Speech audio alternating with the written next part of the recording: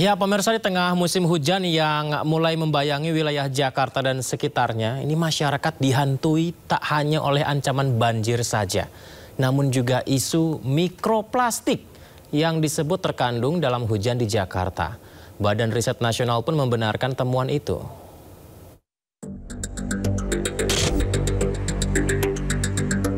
Hujan Jakarta ramai dibahas warganet di media sosial dalam beberapa hari terakhir. Bukan soal penyebab banjir dan macet, tapi kali ini hujan Jakarta disebut mengandung mikroplastik zat beracun yang berbahaya bagi tubuh. Dalam sebuah unggahan akun Instagram, hujan Jakarta disebut mengandung zat beracun mikroplastik. Reaksi warganet pun memenuhi kolom komentar. Ada yang percaya, ada pula yang menyebut itu hoax. Menanggapi hal itu, Koordinator Riset TMC Modifikasi Cuaca BRIMAPRIN Joko Gunawan menyebut, berdasarkan riset yang dilakukan Pusat Riset Oseanografi BRIN, hujan Jakarta mengandung mikroplastik ukuran 500 hingga 1000 mikrometer. Mikroplastik berasal dari plastik yang terurai jadi potongan kecil karena paparan sinar matahari, angin, atau gelombang laut. Saat hujan turun, mikroplastik terbawa air hujan dan masuk ke dalam siklus hidup masyarakat. Hujan mikroplastik ini banyak ditemukan di daerah perkotaan atau di wilayah yang marak pembakaran sampah liar. Dari riset BRIN, hujan mikroplastik beracun bagi tubuh, dapat memicu stres oksidatif, peradangan, dan gangguan metabolik atau imun pada manusia. Untuk menghindari polusi mikroplastik, masyarakat bisa ikut menjaga lingkungan dengan mengurangi sampah plastik yang kini jumlahnya makin mengkhawatirkan. Bagaimana tidak, dari total 32 juta ton sampah nasional, 20%-nya merupakan sampah plastik. Tim Liputan iNews melaporkan. Temuan hujan di Jakarta mengandung mikroplastik. Menteri Kesehatan RI menghimbau masyarakat ibu kota dan sekitarnya tidak keluar rumah saat hujan turun.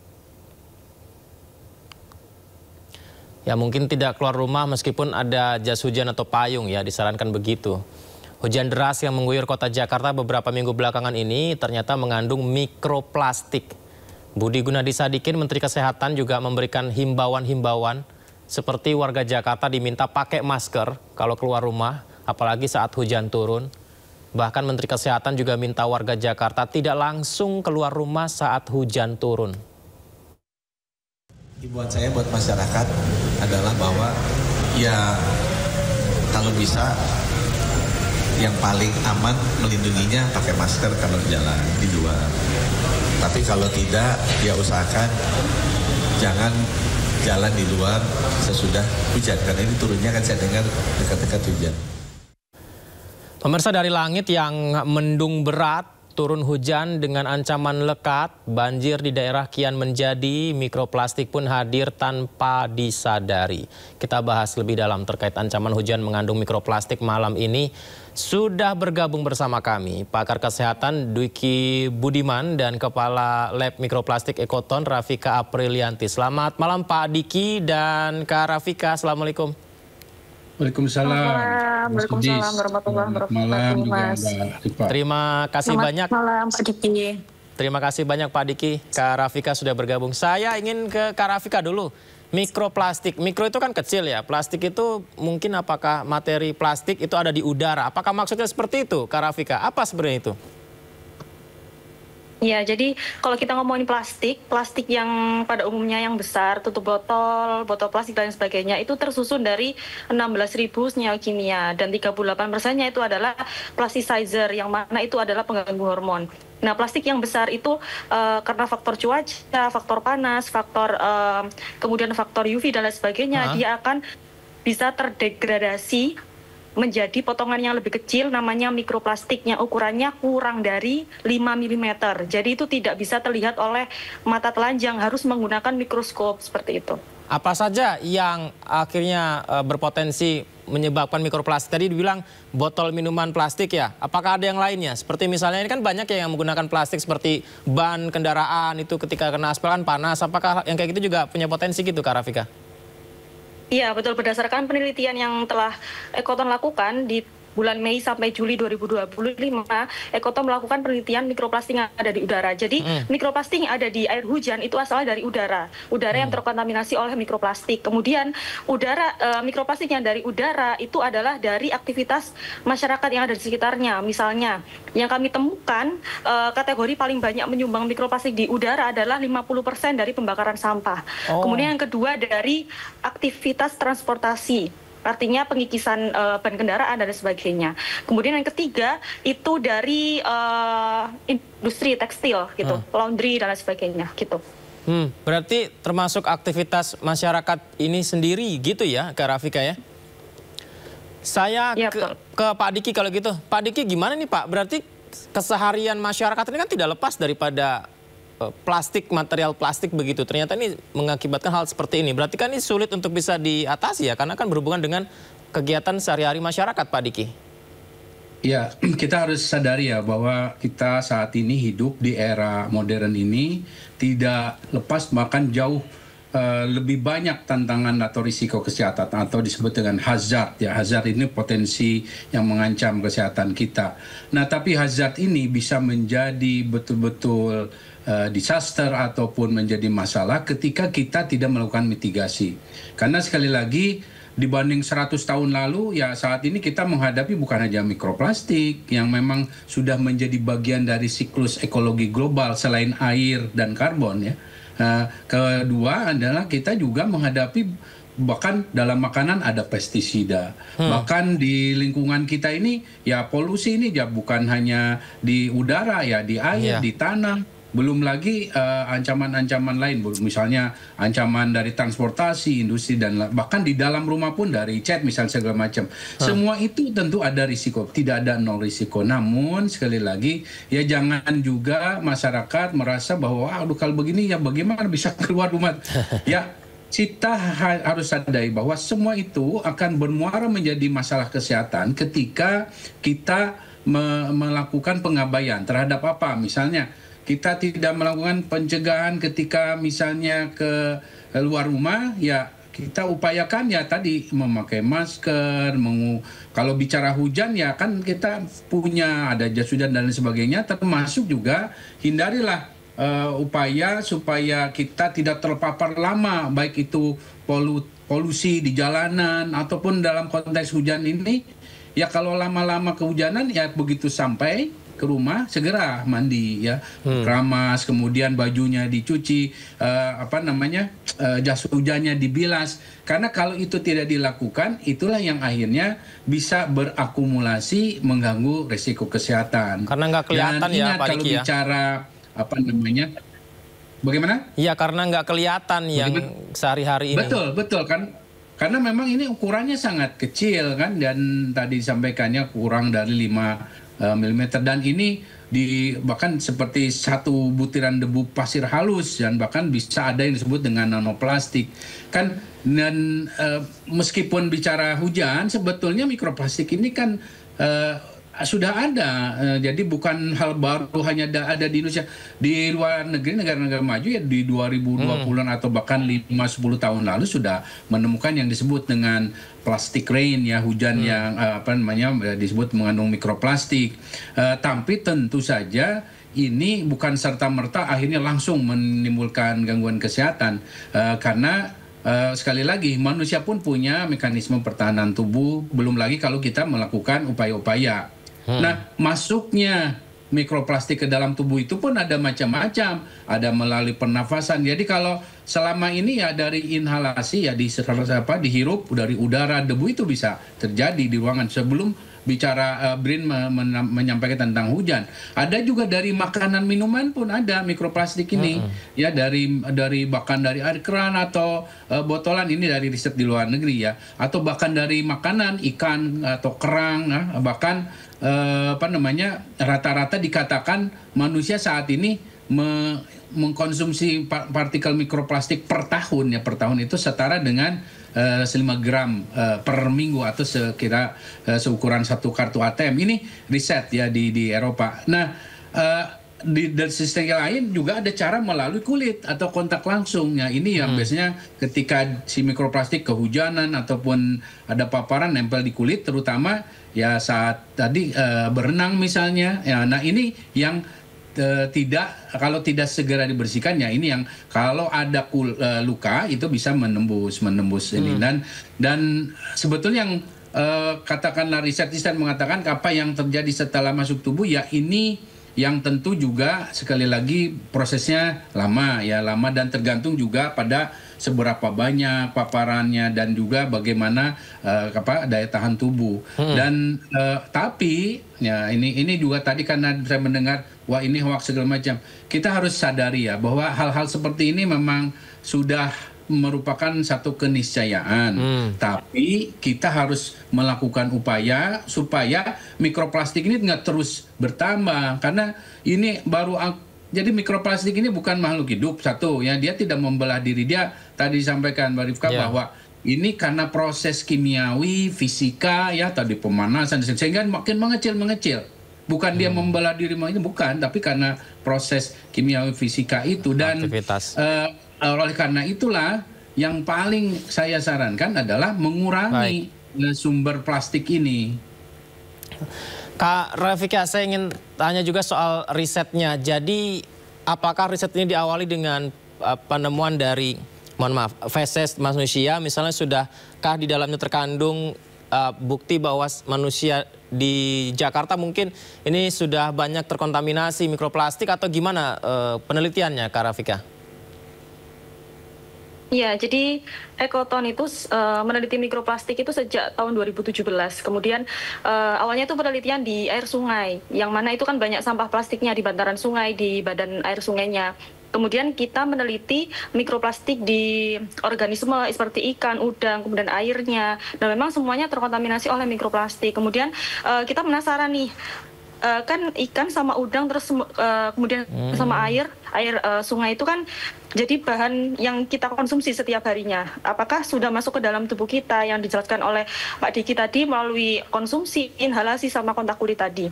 Kemudian di tahun 2020 kita meneliti mikroplastik dalam feses manusia dan kita menemukan di sekitar 100 sampel itu menemukan 19 sekitar rata-rata 10 partikel dalam setiap sampelnya seperti itu. Nah, kita telisik lagi dari mana mikroplastik yang masuk ke dalam tubuh manusia kemudian keluar dari feses manusia itu ternyata memang yang paling banyak polimernya itu dari EVO gitu, etil vinil alkohol, yang mana EVO itu adalah salah satu susunan dari plastik kemasan sachet gitu, kemasan kopi, kemasan ciki-ciki, kemasan makanan, minuman, dan lain sebagainya gitu, yang dikonsumsi oleh masyarakat, kemudian juga yang marak dibakar ya, artinya dibakar di dekat rumah, kemudian di lahan terbuka dan sebagainya, itu dia akan terpecah menjadi mikroplastik, kemudian masuk ke dalam dan dihirup oleh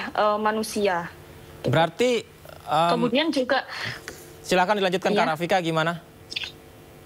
Ya, kemudian berlanjut di penelitian di tahun 2025 ini, di Mei sampai Juli, itu melakukan penelitian mikroplastik di udara karena ya manusia semua pasti butuh oksigen untuk bernafas dan melalui udara tadi kan ya. Nah itu ternyata memang terkontaminasi oleh mikroplastik. Jadi kalau misalnya kita telisik lagi, kita kan tidak menyalakan air hujannya, tapi menyalakan kontaminasi mikroplastik yang masuk dalam yang masuk pada kandungan air hujannya ini, gitu, yang bisa masuk ke dalam tubuh manusia melalui inhalasi tadi. Mana yang lebih bahaya? Mikroplastik yang terpapar di udara, kita hirup, ketika angin berhembus kita menghirupnya begitu, atau karena kita kena rintikan hujan kita menghirupnya, atau ikan, makanan laut yang kita konsumsi ternyata terpapar mikroplastik di laut, itu mana yang paling bisa, sangat mungkin paling besar potensi terpapar ke kita, Kak Rafika? Iya, berdasarkan penelitian yang telah kami lakukan, itu sebanyak 50% itu yang paling banyak mikroplastik masuk ke dalam tubuh manusia itu paling banyak dari konsumsi. Jadi dari konsumsi makanan, minuman ya, minuman minuman yang packagingnya itu plastik sekali pakai, apalagi plastiknya, apalagi minuman dan makanannya itu makanan panas gitu, minuman dan makanan panas itu kan sangat rentan rilis atau rontok mikroplastiknya atau senyawa kimia plastiknya tadi. Kemudian dari ya makanan yang kita konsumsi setiap harinya seperti bakso yang dibungkus plastik, kemudian styrofoam yang sering digunakan oleh masyarakat sekarang di wadah dibuat wadah makanan suka jajan nasi lagi. dan sebagainya. Iya, itu. Jadi plastik kalau kena panas itu sangat mudah untuk terlepas senyawa kimianya. Senyawa kimia 16.000 senyawa kimia tadi terlepas di menempel di makanan yang akan kita minum, kemudian ada mikroplastik juga di situ. Jadi mikroplastik itu sebenarnya sama dengan plastik yang 16.000 senyawa kimia tadi, tapi bentuknya lebih kecil, dan bentuknya yang lebih kecil ini bisa sangat mudah masuk ke dalam tubuh kita karena kita tidak bisa melihat secara kasat mata ya, harus menggunakan mikroskop tadi. Dan mikroplastik ternyata itu mempunyai sifat yang sangat unik, dia itu seperti magnet. Jadi semua yang ada di sekitarnya, polutan, apalagi kan sekarang di lingkungan terkontaminasi oleh logam berat, kemudian deterjen dan sebagainya, itu bisa diikat oleh mikroplastik. Jadi seperti magnet dia. Dan kalau misalnya mikroplastik sudah mengikat logam berat dan lain sebagainya, itu dia dampaknya itu 100 kali lebih berbahaya daripada senyawa tunggal seperti itu. Berarti ini nggak cuma di Jakarta ya, Kak Rafika ya? Iya, jadi penelitian mikroplastik di udara yang kita teliti itu ada 18 kota di Indonesia, dan yang paling banyak itu di Jakarta Pusat, 37 partikel dalam periode waktu yang kita ambil itu 2 jam. Di luasan alat kami itu 63 cm persegi. Cukup nggak sih kalau kita hanya pakai masker gitu, Kak Rafika, untuk supaya udara atau paparan mikroplastik nggak kena? Masker itu kan susunannya juga ada plastik ya, polimer plastik ya. Jadi sebenarnya kita itu yang disalahkan itu adalah sumber dari mikroplastiknya ini tadi kan. 55% dari pembakaran sampah. Jadi kita harus menyelesaikan dari sumbernya. Artinya tidak boleh membakar sampah, karena kan juga di Undang-Undang Nomor 18 Tahun 2008 itu kan sudah dijelaskan kan, pembakaran sampah itu tidak boleh dilakukan dan ada denda untuk yang melakukan itu. Pak Diki, ini berarti penggunaan plastik yang biasa digunakan masyarakat, kemudian habit masyarakat yang masih melakukan pembakaran sampah yang sepertinya masih tinggi ya.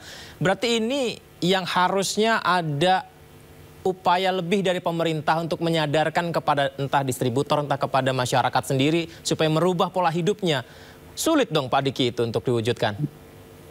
Sulit tapi mungkin karena sebetulnya negara-negara lain. Jadi ini bukan hal baru sebetulnya ya. Tadi yang disampaikan oleh Mbak Vika juga bahwa bicara di negara lain memang sama yang disampaikan. Di kotoran manusia terdeteksi, bahkan di plasenta ya.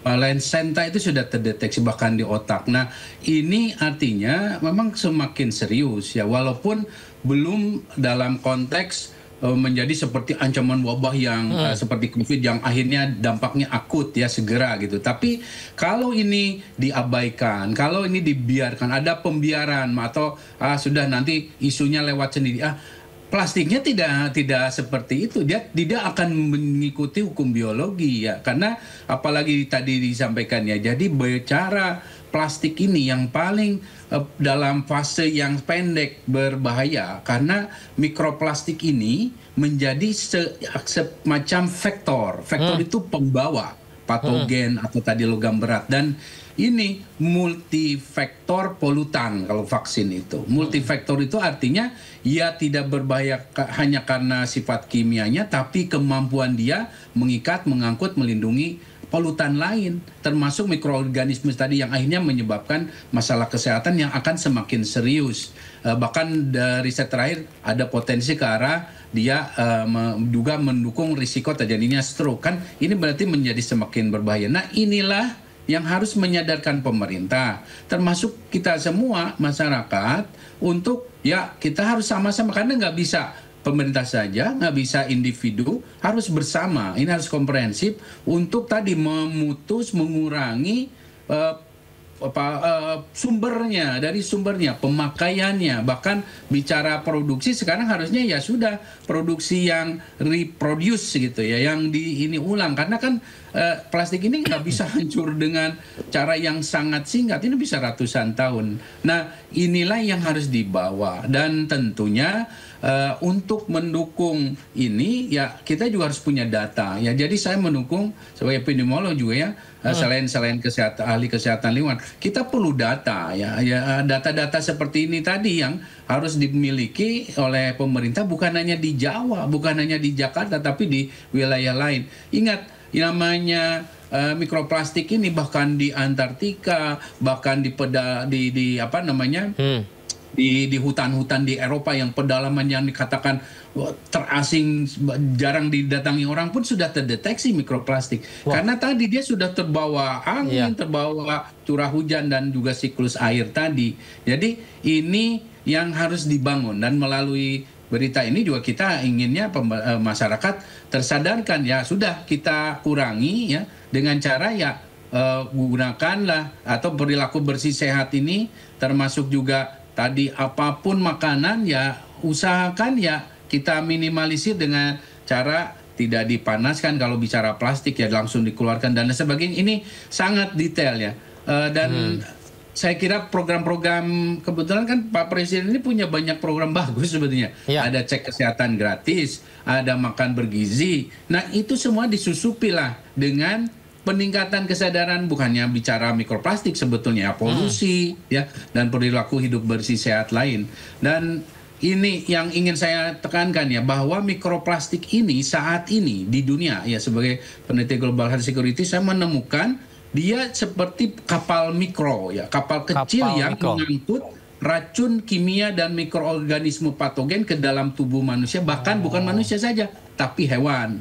Jadi ia bahkan cenderung memperpanjang umur bakteri yang berbahaya, termasuk membantu penyebaran gen resistensi antibiotik dan membawa logam berat yang merusak sistem imun tubuh. Jadi ini kan sesuatu yang sangat amat serius.